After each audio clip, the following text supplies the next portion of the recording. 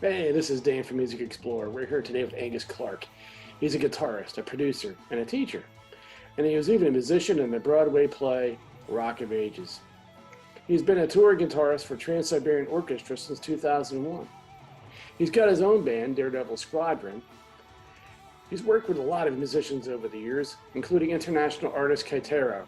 He's also worked with Anna Phoebe from Jethro Tull, The Eagles, Bad Company, Overkill, Queensryche, and many more. So how you doing, Angus? How you doing today? Doing great. Good to see you, Dan. That's great.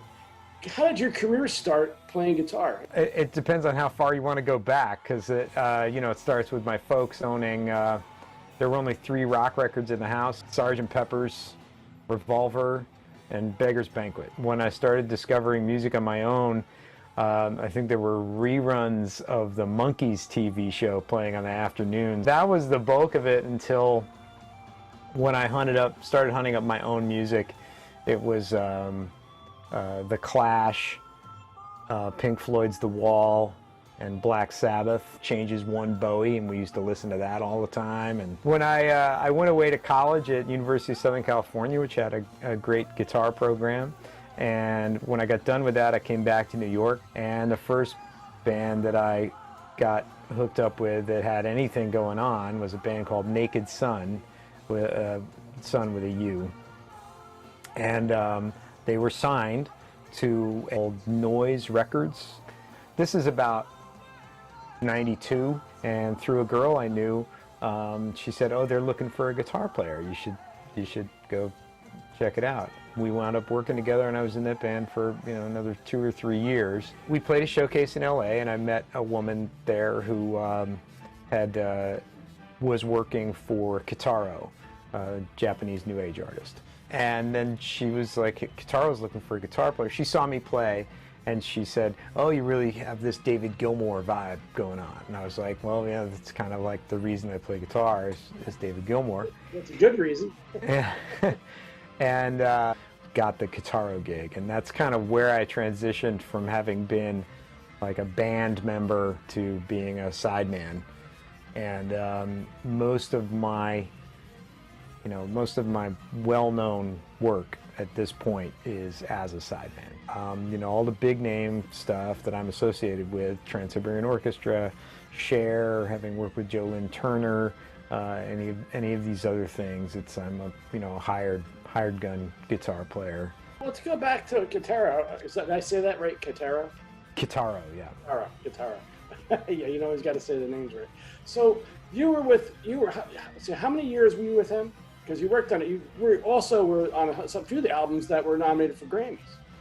Yeah, I would have started with Kitaro in '94, and I think my last touring engagement with him was in '99. 5 years? Yeah. So what were your highlights for that, from working with him? I was on 3 Grammy-nominated records. That's awesome. And then when we got back to the States, we filmed one of the concerts for a PBS special. This is come like 93, 94. It was a great relationship with Kitaro. He let me do a lot of things that a lot of artists don't have to let you do. He kind of let me really take a walk, and I enjoyed that.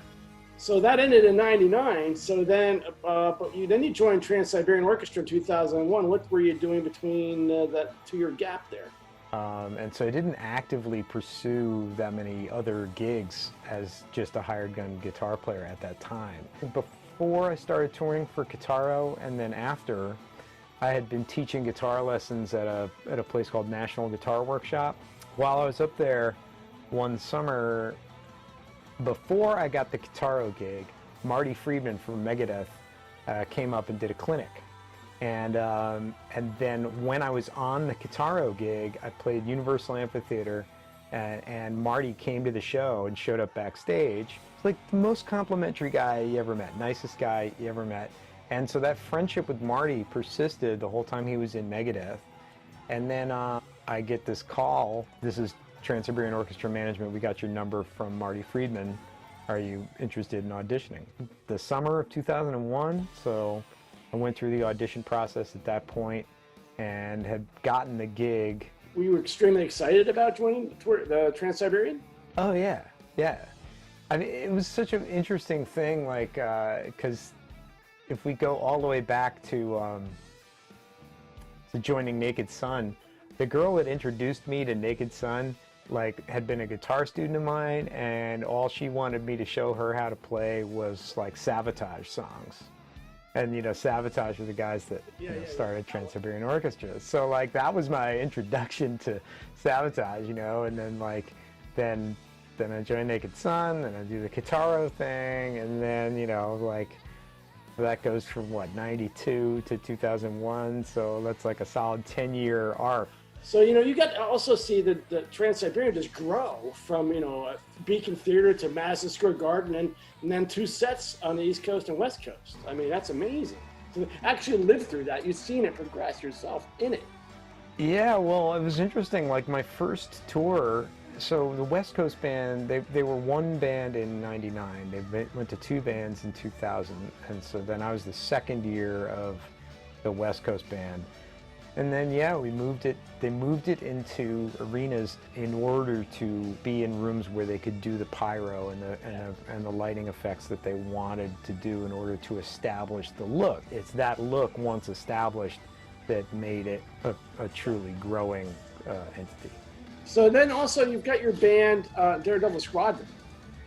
Yeah, that's, I mean, that's technically it's on hiatus at this point. I love those guys, Andrew, O'Reilly, and Jason, and Winston, and we have a great time working together, but there was no way to make it kind of a priority for any of us. Well, you've got so much in your background. I mean, you also have Song Division. Tell us about what Song Division's about. Yeah, that's something that I started doing close to 15 years ago now. And what we do is we make songwriting a group activity, interactive group activity for non-musicians.